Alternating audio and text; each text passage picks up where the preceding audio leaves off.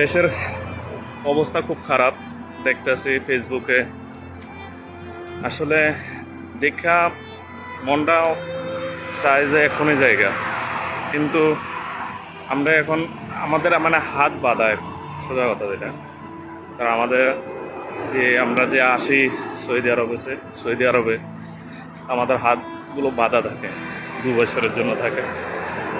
Actually এই যে মানে কি পরিমাণে ত্রিপুরাতে মানে বন্যা হইতেছে, মানে কইয়া বোঝাইতে পারতাম না।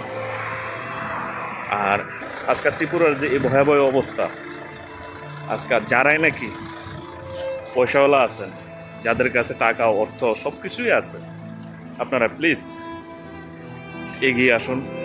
যারা গরিব মানুষ, মেহনতি মানুষ, তার কাছে তারা সাহায্য সহায়তা করুন। বিভিন্ন পেরেশানিতে আছে, অনেকের ঘর বাড়ি নেয় ভেঙে গেছে গা, তো অবশ্যই তার কাছে আইয়া তার খাওয়া দাওয়ার ব্যবস্থা করেন, ত্রাণ শিবির যাই কিছু করেন। তবে একটা জিনিস মনে রাখবেন যে আপনি যদি কোনোদিন কোনো একটা ভুল করে থাকেন বা কোনো একটা পাপ করে থাকেন, তাহলে এটা মনে করেন যে আপনার কাছে একটা অপরচুনিটি যে আপনার পাপ কীভাবে মোচন করবেন। তো এটা অন্ততপক্ষে এই চিন্তাধারাটা রাখা গরিব মানুষের পাশে দিয়ে দাঁড়ান, যারা নাকি এখন পর্যন্ত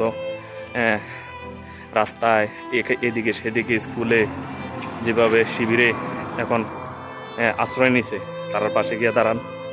আজকে আমার এই জীবনে এই প্রথম, আমরা শুনছি আগে, কিন্তু আমার জীবনে এই প্রথম, হয়তো আমি দেশে নাই, কিন্তু এটাই প্রথম যে 2024 সালে আগস্ট মাসটা একটা স্মরণীয় মাস হয়ে থাকবো, যে হ্যাঁ, ত্রিপুরার মানুষ এরকম ভয়াবহ পরিস্থিতি আগে কখনো দেখেনি।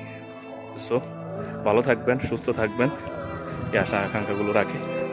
বাই।